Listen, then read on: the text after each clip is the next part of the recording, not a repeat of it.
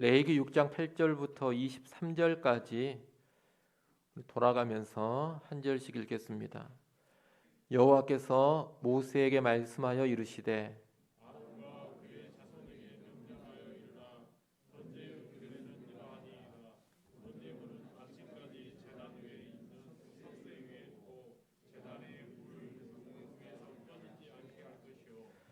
제사장은 세마포 긴 옷을 입고 세마포 속바지로 하체를 가리고 제단 위에서 불태운 번제의 재를 가져다가 제단 곁에 두고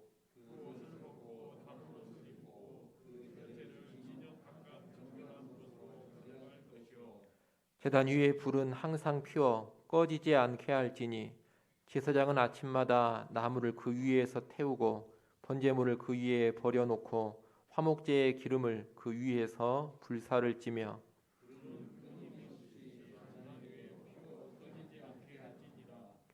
소제의 규례는 이러하니라. 아론의 자손은 그것을 제단 앞 여호와 앞에 들이되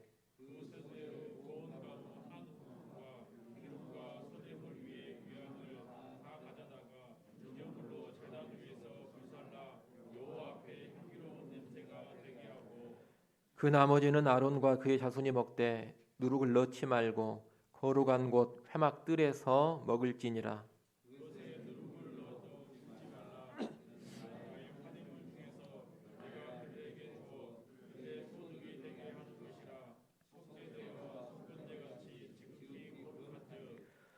아론 자손의 남자는 모두 이를 먹을지니 이는 여호와의 화제물 중에서 대대로 그들의 영원한 소득이 됨이라. 이를 만지는 자마다 거룩하리라. 아론과 그의 자손이 기름 부음을 받는 날에 여호와께 드릴 예물은 이러하니라. 고운 가루 10분의 1 에바를 항상 드리는 소제물로 삼아 그 절반은 아침에 절반은 저녁에 드리되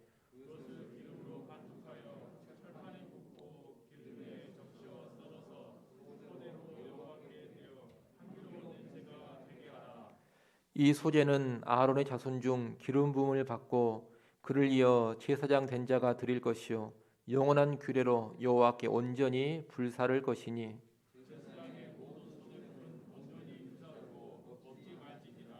아멘.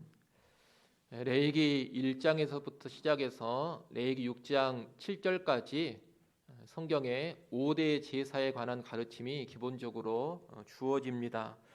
구약의 5대 제사는 번제, 소제, 화목제, 속제제, 속건제입니다. 우리가 6장 7절까지 해서 이 5대 제사에 관한 기본적인 내용을 쭉 살펴봤습니다. 이 5대 제사를 간략하게 정리해 본다면 번제는 속죄의 효력을 겸비하고 있는 헌신의 제사입니다. 소제와 화목제는 주로 감사의 제사입니다. 속죄제는 범죄했을 때 죄를 사함받기 위해 드리는 제사이고 속건제는 특별히 배상을 필요로 하는 속죄의 제사라 이렇게 정리해 볼 수가 있겠습니다. 이렇게 5대 제사에 관한 기본적인 설명을 한 후에 이어지는 레위기 6장 8절부터 7장까지는 제사들의 추가 규정을 이야기해 주고 있습니다.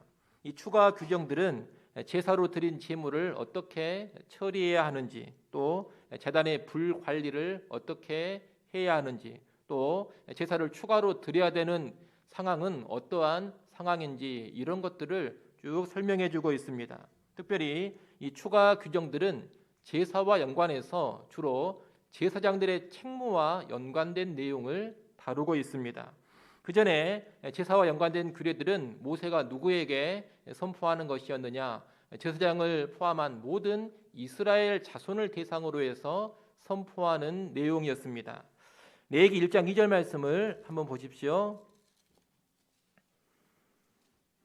1장 2절에 보면 이스라엘 자손에게 말하여 이르라 이렇게 되어 있습니다. 모든 이스라엘 자손을 대상으로 해서 모세가 선포하는 말씀이라는 겁니다. 그 내용이 6장 7절까지 쭉 계속되고 있습니다. 그리고 이제 6장 8절로 들어가면 6장 9절 말씀을 한번 보십시오. 맨 앞에 어떻게 되어 있습니까? 아론과 그의 자손에게 명령하여 이르라 이렇게 되어 있습니다. 여기서부터 주어지는 내용은 주로 누구에게 주어지는 내용이냐? 아론과 그의 자손, 다시 말하면 제사장들에게 주어지는 내용이라는 겁니다. 그래서 6장 9절부터 언급되고 있는 추가 규정들은 주로 제사장들이 기억하면서 감당해야 될 책무다, 이렇게 여러분이 이해를 하시면 되겠습니다.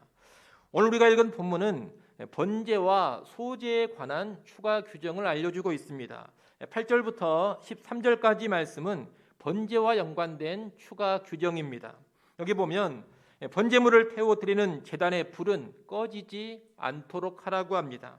제사장들은 하루에 2번 아침과 저녁으로 번제를 드렸습니다. 이 번제는 항상 드리는 번제라 해서 상번제라 그렇게 불리어집니다.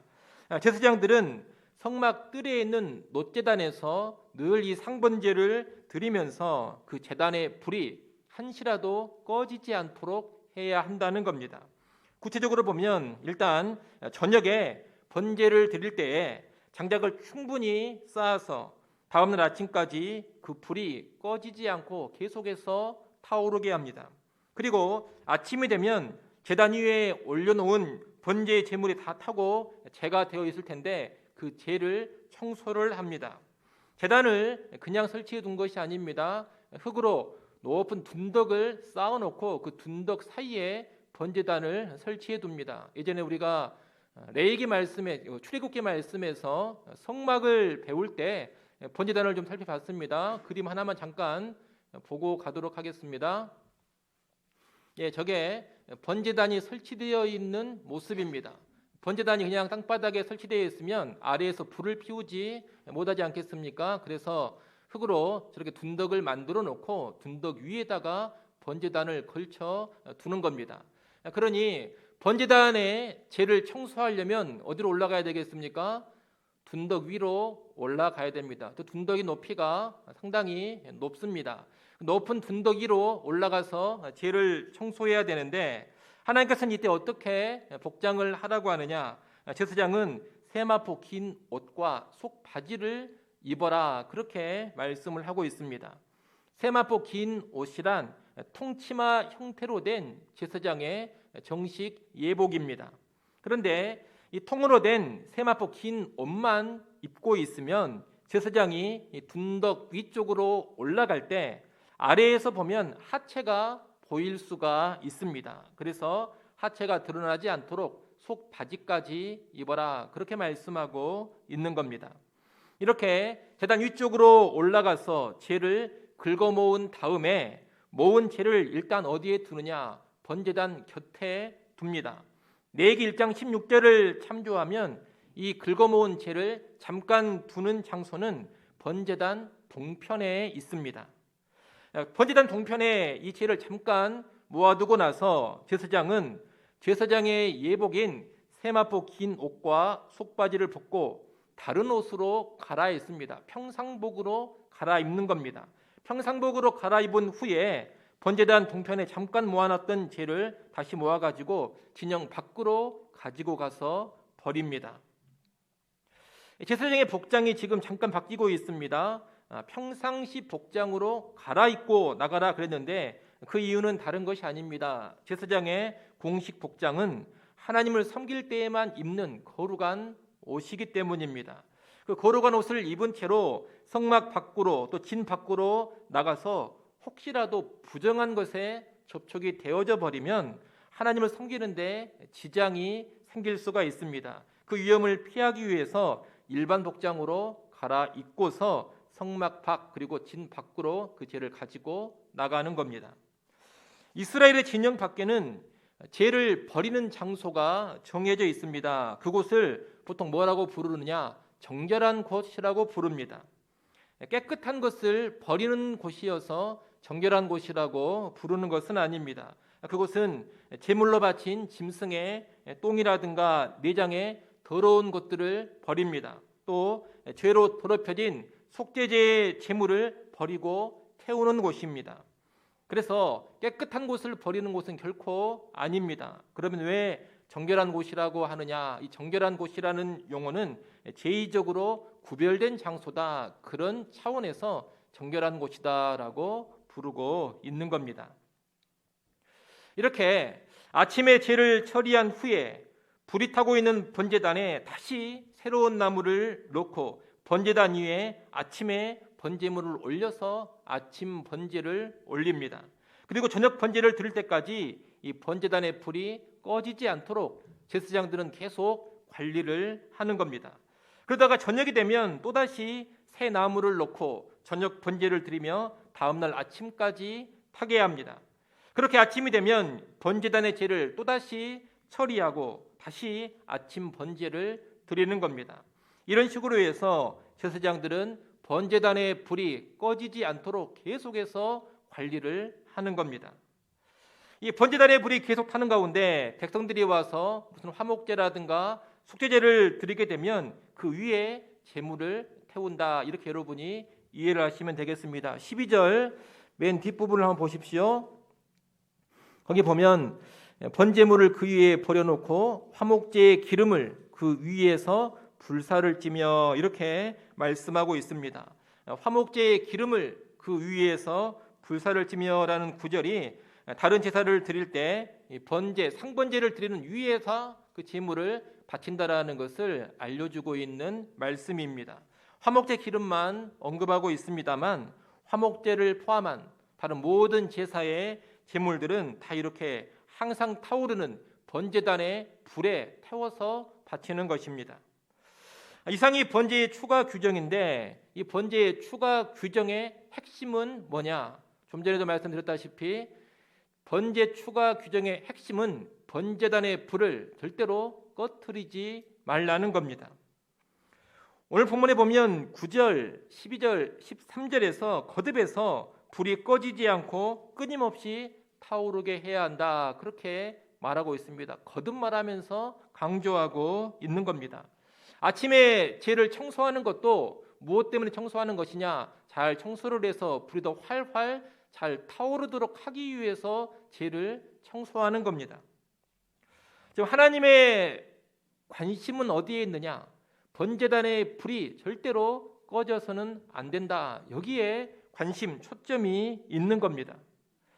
하나님께 제사드리는 이 제단의 불이 절대로 꺼지지 않게 하라는 이 명령은 우리의 오늘날 우리에게 무엇을 가르쳐 주겠습니까? 하나님을 향한 예배가 중단되어서는 안 된다. 하나님을 향한 예배는 계속 되어져야 한다. 주의 백성은 항상 예배의 삶을 살아야 한다. 이것을 가르쳐 주는 것입니다.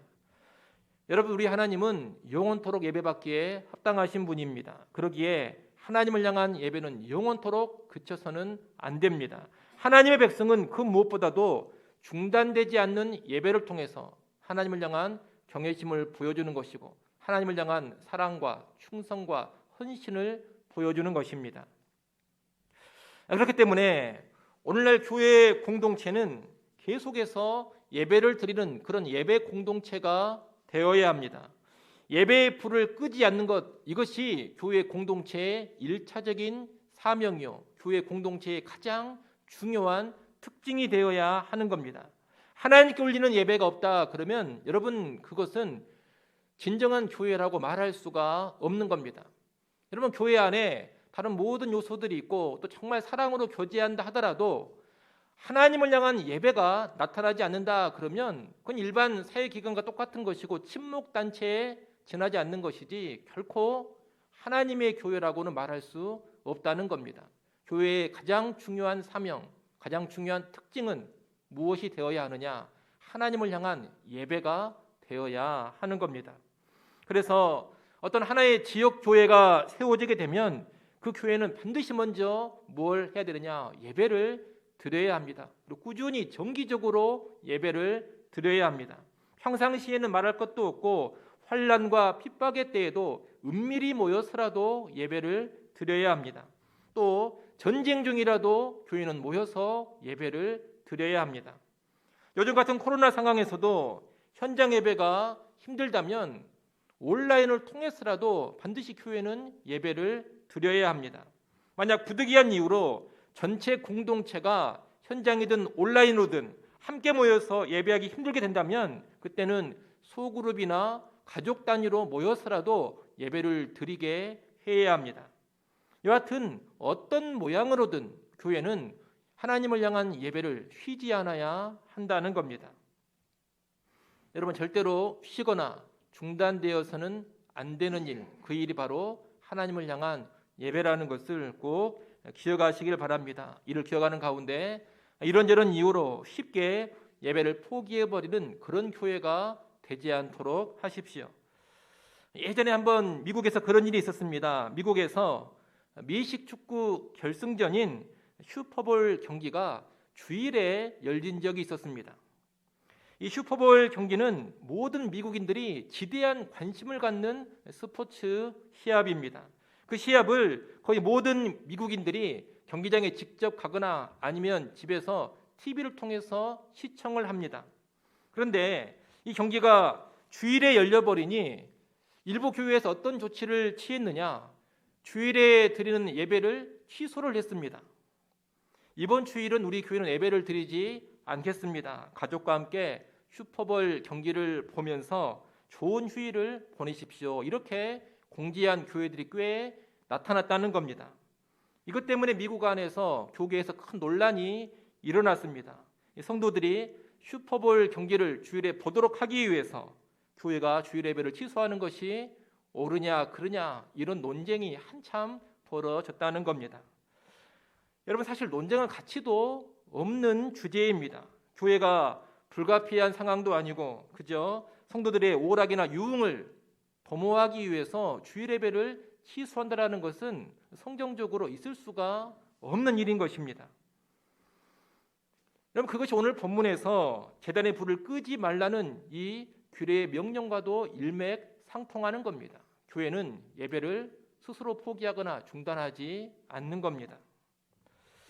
인기 스포츠 경기 때문에 예배를 취소하는 모습은 뭘 보여주는 것이냐? 교회가 더 이상 하나님 중심이 되지 않았다. 이것을 보여주는 것입니다. 지극히 인간 중심의 교회가 되어버렸음을 보여주는 것이고 하나님을 향한 사랑과 충성, 헌신보다 사람의 기쁨과 즐거움을 훨씬 더 중요하게 여기는 그런 교회로 변질되고 부패하고 타락했음을 보여주는 것에 다름은 아닙니다.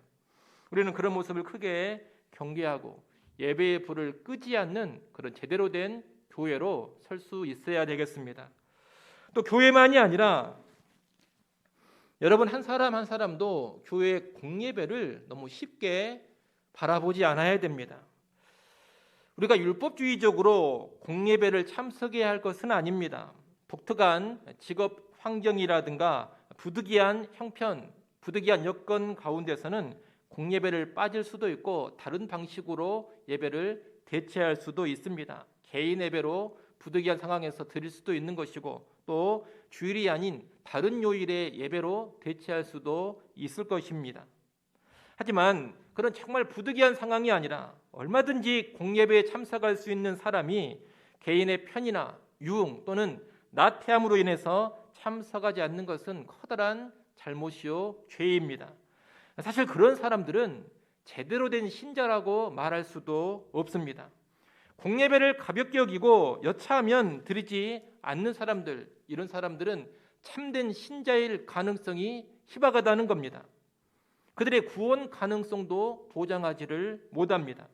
기본적으로 공적 예배의 불을 끄지 않는 사람이어야 구원받은 신자라고 말할 수가 있는 겁니다.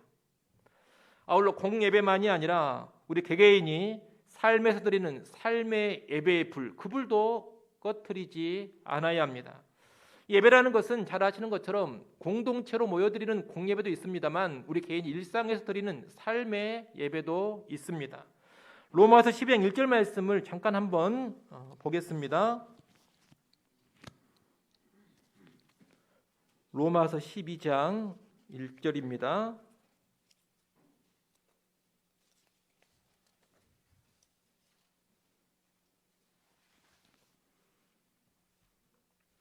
로마서 12장 1절 말씀을 여러분이 한번 읽어보십시오. 읽습니다.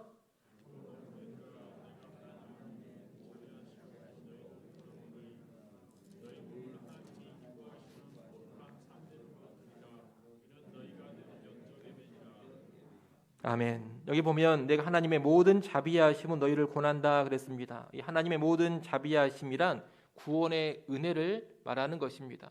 하나님께 구원받은 너희를 향하여 그 놀라운 구원의 은혜에 근거해서 권면하는데 뭘 하라고 합니까? 너희 몸을 하나님이 기뻐하시는 거룩한 산 제물로 드리라, 이렇게 권면을 하고 있습니다. 너희 자신을 거룩한 산 제물로 드리라는 명령은 너희의 온 삶을 하나님께 제물로 바치라는 것입니다. 그러니 구원받아 예수 믿는 우리는 우리의 삶, 우리의 인생 전부를 하나님께 불태워 바칠 수 있어야 합니다. 번제와 같이 우리 삶 전부를 불태워 바치는 겁니다. 그래서 우리의 삶이 온전히 하나님 중심의 삶, 하나님을 높이고 영화롭게 하는 삶, 하나님께 헌신된 삶이 되어야 하는 것입니다. 이런 것을 가리켜 삶의 예배다라고 말합니다. 이것이 삶의 예배인데 이 삶의 예배의 불이 꺼지지 않아야 합니다. 삶의 예배의 불을 꺼뜨리지 않는 것은 결국 무슨 말이냐? 평생토록 하나님께 헌신된 사람이 되어야 한다, 이 말입니다. 젊었을 때 잠깐 헌신하거나 특정한 시기에 잠깐 동안 하나님 중심으로 살다가 그 뒤에 포기해버리는 사람들이 있습니다. 이런 사람들은 삶의 예배의 불을 꺼뜨려버린 사람들입니다. 여러분, 제단의 불은 항상 현재형으로 타고 있어야 합니다. 거룩한 제물로 우리 자신을 바치는 그 삶, 우리 몸을 거룩한 제물로 바치는 삶도 항상 현재형으로 나타나고 있어야 합니다. 내가 과거에 불타올랐다, 과거에 뜨거웠다, 과거에 충성했다, 과거에 헌신했다, 여러분 그것이 중요하지 않습니다. 지금 불타오르고 있느냐, 지금 제단의 불이 타오르고 있느냐, 이것이 중요합니다. 옛날에 제물로 바친 것은 의미가 없습니다. 지금 나를 거룩한 제물로 바치고 있어야지만 하나님 앞에서 의미가 있는 겁니다. 그런 여러분의 삶을 다시금 한번 잘 돌아보시길 바랍니다. 나는 지금 현재형으로 삶의 예배를 드리고 있는가? 내 몸을 거룩한 제물로 제단 위에 바치고 있는가? 내 제단이 지금 불타오르고 있는가? 혹시 꺼져버리지는 않았는가? 잘 돌아보시라는 겁니다. 혹시라도 내 삶의 제단의 불이 꺼져 있다면 다시금 제단의 불을 지피시기를 바랍니다. 나를 제단 위에 제물로 다시 올려놓으시고 말씀의 불을 지피시고 성령의 불을 지피십시오. 그래서 거룩한 제물로 우리 자신을 다시금 드리는 그 삶이 회복되어야 하겠습니다. 여하튼 이런 내용을 기억하시고 여러분 일평생 제단의 불을 끄지 마시고 그 위에 자신을 거룩한 산제물로 바쳐 드리시고 또한 공적 예배의 삶에도 늘 깨어 드려질 수 있기를 간절히 소원합니다. 다시 오늘 본문으로 돌아오십시오. 번제에 관한 추가 규정은 13절로 끝나고 14절부터 23절까지는 이제 소제에 관한 추가 규정입니다. 소제에 관한 추가 규정은 두 가지인데 먼저 14절부터 18절은 일반 백성이 드리는 소제에 관한 추가 규정입니다. 여기 보면 밀가루로 소제를 드릴 때 한 움큼의 가루와 기름, 유향 전부를 가져다가 제단에서 불살라 하나님께 바치라고 합니다. 그리고 나머지 소제의 가루는 제사장이 구워서 먹는데 성막 뜰에서만 먹어야 하고 누룩을 넣어 먹어서는 안 된다라고 말합니다. 17절 끝부분을 한번 보십시오. 17절 끝부분에 보면 제사장이 먹는 이 소제물은 지극히 거룩하다, 그렇게 말하고 있습니다. 레위기에서 지극히 거룩하다라고 하는 그런 제물은 어떤 제물을 말하는 것이냐? 일반인들은 먹지 못하고 제사장만 먹을 수 있는 제물을 가리키는 표현입니다. 하나님께 바쳐지는 제물은 기본적으로 거룩합니다. 모든 제물이 거룩하다는 겁니다. 그런데 모든 거룩한 제물 가운데서 특별히 제사장만 먹을 수 있는 제물은 거룩한 것 중에서 더 거룩한 것, 지극히 거룩한 것으로 불리우는 겁니다. 이 소제물은 제사장만이 먹을 수 있기 때문에 바로 지극히 거룩한즉 이런 표현을 하고 있는 겁니다. 18절 맨 끝에 부분 한번 보십시오. 18절 맨 뒷부분에 보면 이를 만지는 자마다 거룩하리라 그럽니다. 이를이라는 이것은 뭘 가리키는 것이냐? 제사장만 먹어야 하는 소제물을 가리키는 겁니다. 이것을 만지는 자마다 거룩하리라고 하는데, 이를 만지는 자마다 거룩하리라, 이 구절은 어떻게 번역하는 것이 더 좋으냐? 이를 만지는 자마다 거룩해야 하리라, 이렇게 번역하는 것이 훨씬 더 좋겠습니다. 다시 말하면 이 소제물은 아무나 먹지를 못하고 거룩한 제사장만이 먹어야 한다, 이런 의미인 것입니다. 이 일반인들이 있는 소제의 추가 규정에서 강조하고 있는 것은 뭐냐? 하나님께서 자신에게 바쳐진 제물을 제사장들의 음식, 제사장들의 소득으로 주셨다는 겁니다. 일반인 소제의 추가 규정의 핵심, 이것은 하나님께서 자신의 소유를 제사장들에게 음식, 소득으로 주셨다. 여러분, 이것이 핵심입니다. 17절 중반절 말씀을 한번 보십시오. 거기 보면 이는 나의 화제물 중에서 내가 그들에게 주어 그들의 소득이 되게 하는 것이라, 이렇게 말씀하고 있습니다. 18절 중반절도 한번 보십시오. 거기 보면 이는 여호와의 화제물 중에서 대대로 그들의 영원한 소득이 됨이라, 이렇게 말씀하고 있습니다. 본래 누구 것입니까? 여호와의 것입니다. 여호와의 화제물이요 여호와의 소유입니다. 본래 하나님의 것인데 하나님께서 자신에게 바쳐진 그 자신의 소유를 성막에서 섬기는 제사장들의 소득으로 주신다는 겁니다. 그렇기 때문에 이 소제물은 항상 누구만 먹어야 하느냐? 제사장만 먹어야 하는 겁니다. 이 규정은 오늘날 우리가 두 방향으로 적용을 해볼 수가 있겠습니다. 하나는 신약의 제사장인 모든 성도들을 대상으로 해서 적용해 볼 수가 있습니다. 하나님은 하나님의 일을 감당하는 제사장된 성도들의 필요를 결코 외면하지 않을 것입니다. 거룩한 제사장으로서 이 땅에서 제사장의 사명을 잘 감당하며 살아간다면 하나님은 그런 성도들의 육적인 필요를 반드시 채워 주신다는 겁니다. 그래서 예수님께서도 마태복음 6장 33절에서 뭐라고 하십니까? 먼저 그의 나라와 그의 의를 구하라. 그리하면 이 모든 것을 너희에게 더하시리라. 그렇게 말씀해 주신 겁니다. 오늘날 우리가 무엇을 먹을까? 무엇을 마실까? 무엇을 입을까? 그런 염려를 버리고 하나님의 뜻을 따라서 복음을 위해 살아가고 하나님 나라를 위해서 살아간다면 이 땅 살아갈 때 필요한 것들을 하나님께서 반드시 채워 주실 것입니다. 소제의 추가 규정은 그것을 하나 알려줍니다. 또 하나는 복음 사역에 전념하는 교회 지도자들을 대상으로 해서 적용해 볼 수가 있겠습니다. 하나님은 자신에게 바쳐진 재물을 성소의 일에 전념하는 영적 지도자들인 제사장의 소득으로 주셨습니다. 특별한 생계수단이 없는 제사장들의 필요를 자신에게 바쳐진 재물로 채워주신 겁니다. 이런 맥락에서 오늘날에도 성도들이 드리는 헌금으로 교회 사역에 전념하는 영적 지도자들의 필요를 채우는 것이 합당하다, 그렇게 말할 수가 있겠습니다. 물론 목회자는 절대로 이 일을 하면 안 된다, 그런 생각에 빠질 필요는 없습니다. 필요하다면 목회자도 목회하면서 일할 수 있습니다. 내가 목사라고 해서 나는 절대로 돈 버는 일은 하지 않겠다, 그런 생각에 빠져 있으면 안 된다는 겁니다. 경제적인 필요 때문이든 아니면 사역적인 필요 때문이든 할 필요가 있으면 목사가 일하는 것도 무방합니다. 성경적으로 죄가 되는 것도 아니고 성경이 금하고 있는 것도 아닙니다. 하지만 굳이 필요한 상황이 아니라면 목회자는 다른 일을 하지 않고 목회 사역에 전념하는 것이 좋습니다. 고린도전서 9장에 보면 복음 사역자들이 교회를 통해서 경제적 필요를 채움받는 것은 당연한 일이다, 그렇게 말합니다. 또 그것을 하나님이 허락하신 권리다, 그렇게까지 이야기를 하고 있습니다. 그러니 목회자와 같은 풀타임 사역자들은 교회를 통해서 경제적인 필요를 채움받는 것이 마땅합니다.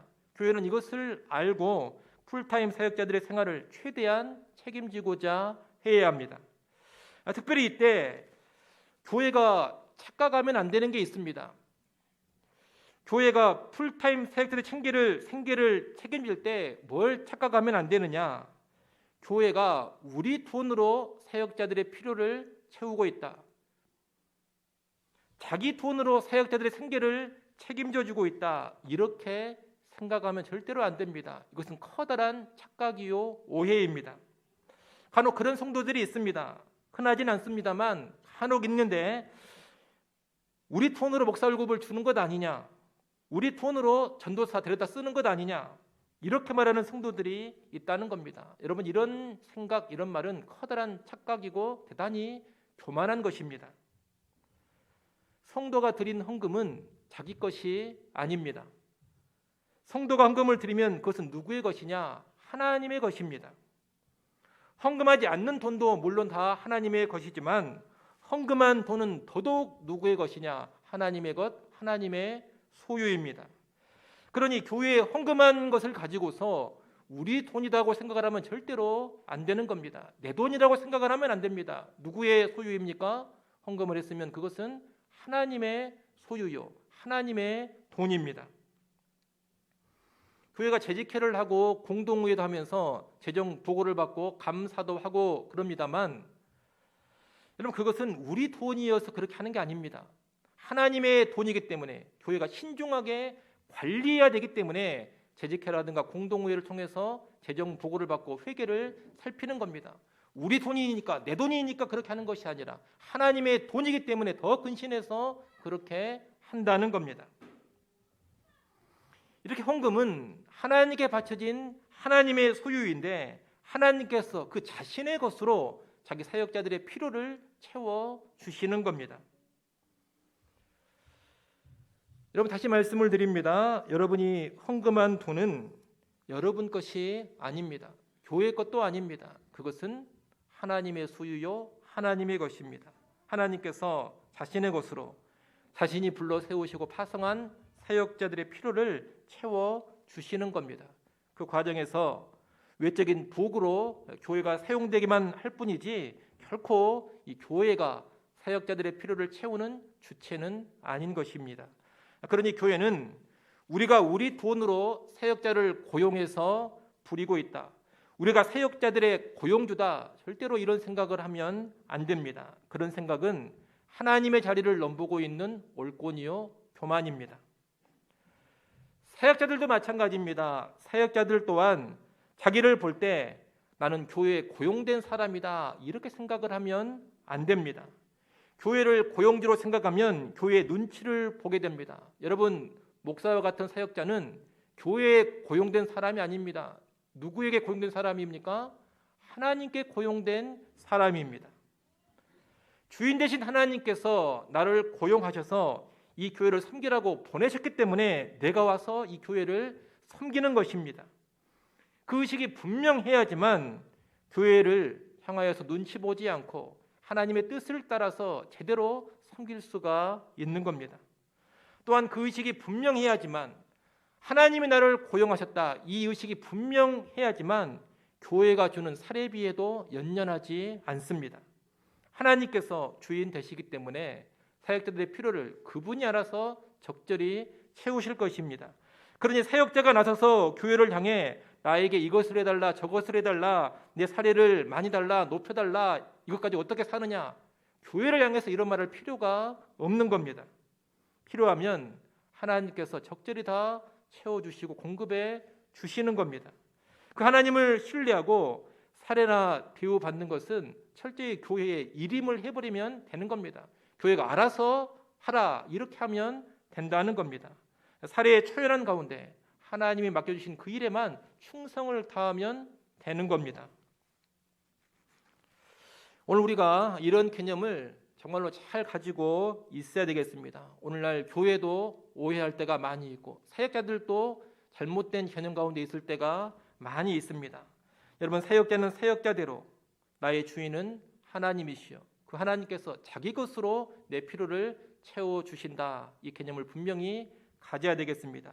그리고 교회는 교회대로 하나님을 의식하면서 우리는 사역자들의 필요를 채우는 외적 도구에 지나지 않는다. 우리 돈으로 사역자를 돕는 것이 아니라, 우리 돈으로 사역자의 생계를 책임지는 것이 아니라 하나님이 그분의 것으로 책임져 주시는 것이다. 이런 개념을 가지고 사역할 수 있어야 하겠습니다. 이와 같은 사역자는 사역자대로, 교회는 교회대로 바른 개념, 바른 원리를 꼭 기억하며 살아갈 수 있기를 바랍니다. 오늘 본문의 마지막 부분인 19절부터 23절은 제사장 위임식에서 제사장이 드리는 소제에 관한 규정입니다. 아론과 그의 자손들이 제사장으로 위임받는 내용이 레위기 8장에 나옵니다.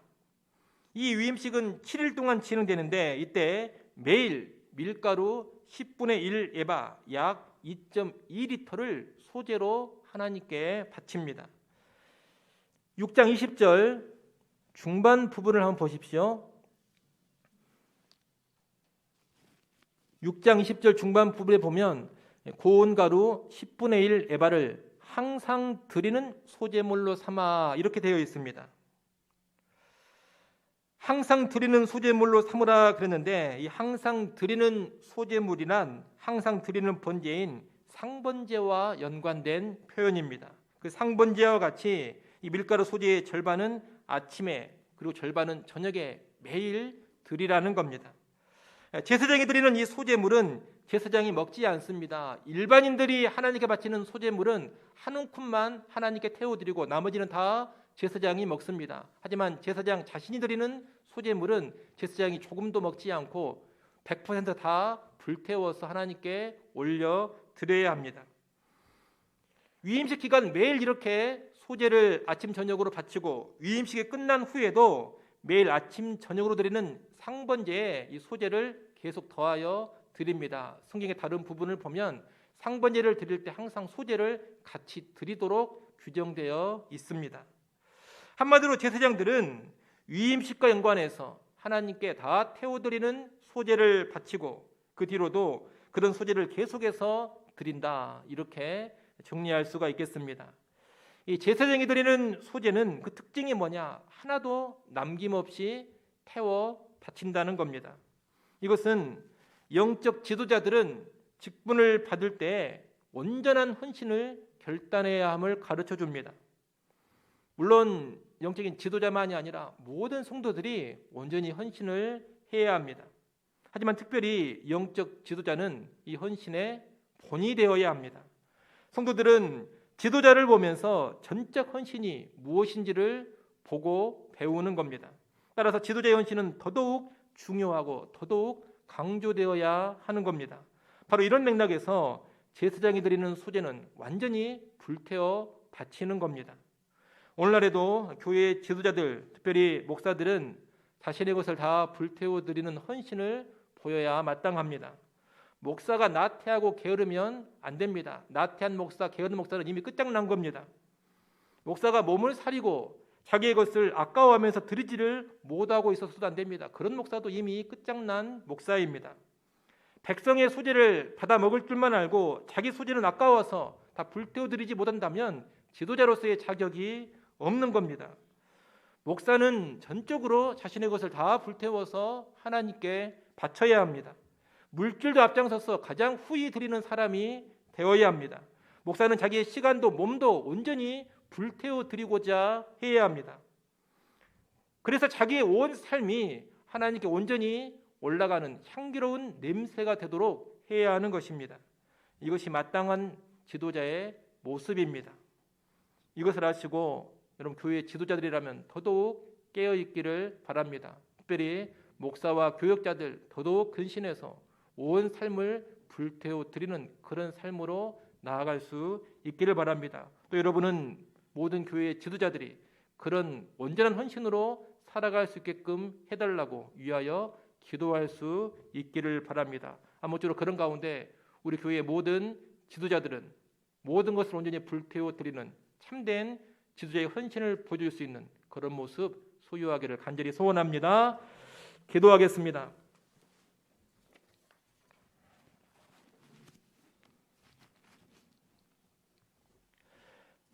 하나님 아버지, 번제와 소제의 추가 규정에 관한 말씀들을 보았습니다. 번제단의 불이 꺼지지 않아야 한다는 하나님의 명령을 기억하게 하시고 그것을 기억하는 가운데 공적인 예배에 있어서나 삶의 예배에 있어서나 꺼지지 않는 삶 꼭 유직해 하여 주시옵소서. 먼저 그의 나라와 그의 의를 구할 때 하나님께서 모든 필요를 채우심을 믿고 살아가는 성도들 되게 하시고, 특별히 영적인 지도자들이 하나님을 전적으로 신뢰하며 전적인 헌신으로 살아가게 하여 주시옵소서. 예수님의 이름으로 기도드리옵나이다. 아멘.